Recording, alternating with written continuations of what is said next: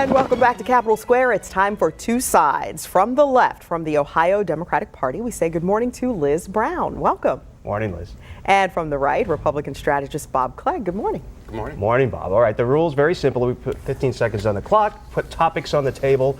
Bob and Liz debate it. When we hear this, the time is up. And before we start Two Sides, Liz, welcome to Capitol Square. Sure. I'm excited to be here. Earlier this week, there was an incident in Washington, D.C., and your dad, Senator Sherrod Brown, found himself sort of in the middle of that. That had to be a little nerve-wracking, waiting to talk to him after that. Yeah, it was. It was nerve-wracking for me and my family, and a lot more nerve-wracking for him. But we are very glad that he's safe, that other folks in Washington are safe, and that the Capitol policeman who was injured seems to be doing well. Yeah, we forget those individuals that kind of put their lives on the line to protect those buildings there. And I guess the good news in all of this is that the barricades actually held. They did what they were supposed to do at both the White House and Congress. Absolutely, it's a great reminder in the middle of this debate on the government shutdown, what our federal employees were doing for us that day. Indeed. All right, let's get to it. Enough niceties. Bob. Let's end that now.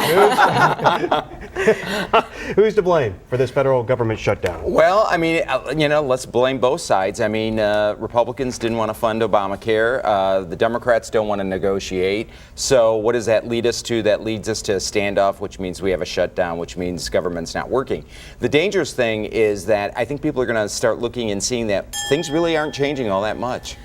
House Republicans are to blame. Obamacare is the law of the land. They've held 42 votes to defund Obamacare, and now they've just shut the government down in a temper tantrum because they haven't gotten their way. Meanwhile, 52,000 federal employees in Ohio are out of work, and Speaker Boehner has the power to change that. Liz, which is likely to happen first? President Obama defunds Obamacare, or Speaker Boehner offers a clean continuing resolution? Definitely a clean CR. But if the question were which happens first, defunding Obamacare or Governor Kasich calling on the Speaker to end the government shutdown, we'd be waiting a little longer.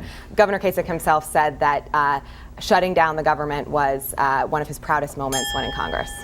Well, what's happening is I don't think this is quite playing out the way the Democrats thought. 76% of the people in the CBS poll say they want President Obama to negotiate with the House Republicans.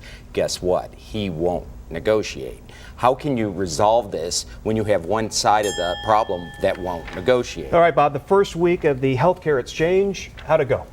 Not good. And I'll tell you how not good it went, because the Obama administration will not release any numbers regarding how many people have signed up.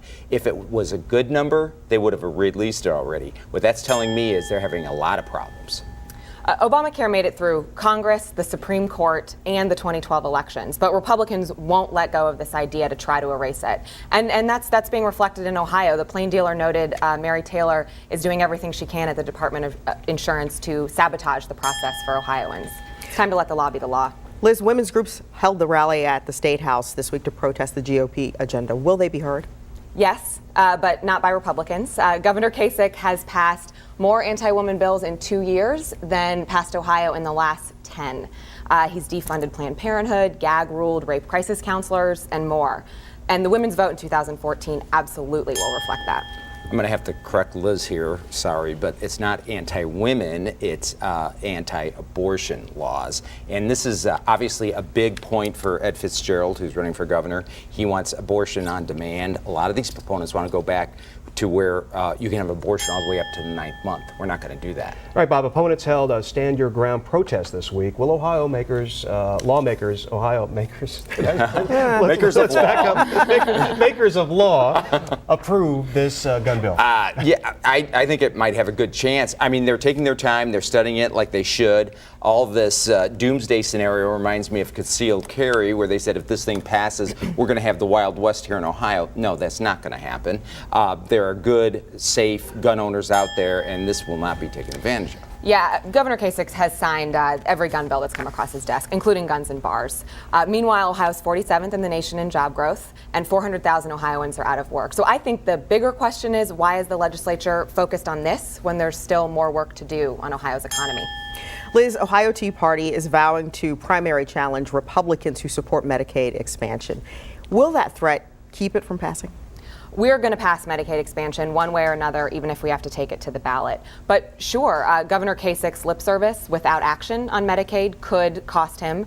The Ohio Tea Party is more than ready to sit on their hands in this election or support Libertarian Charlie Earl. Well, you know, the governor's put a lot on the line for this, and that shows how he isn't the reactionary governor that the Democrats said he was. And I think he could pay a political price on this, but he's doing what he feels is the right thing, and I think the voters of Ohio are going to appreciate that.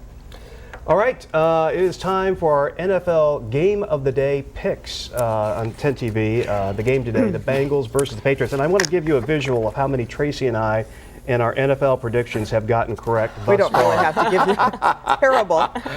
So I was going to pick the Browns today, no matter what. Right. If they already won, that'd be a good Right, time. yeah. All right, Bob, Patriots or Bengals? Well, I'm a Lions fan, so I really don't care. But I'll tell you, if the Bengals couldn't beat the Browns last week, I don't think there's any way they're going to be beating the Patriots. Oh, Bob. All right, Liz.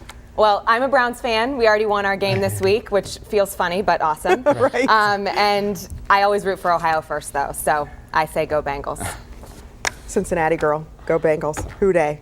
Today.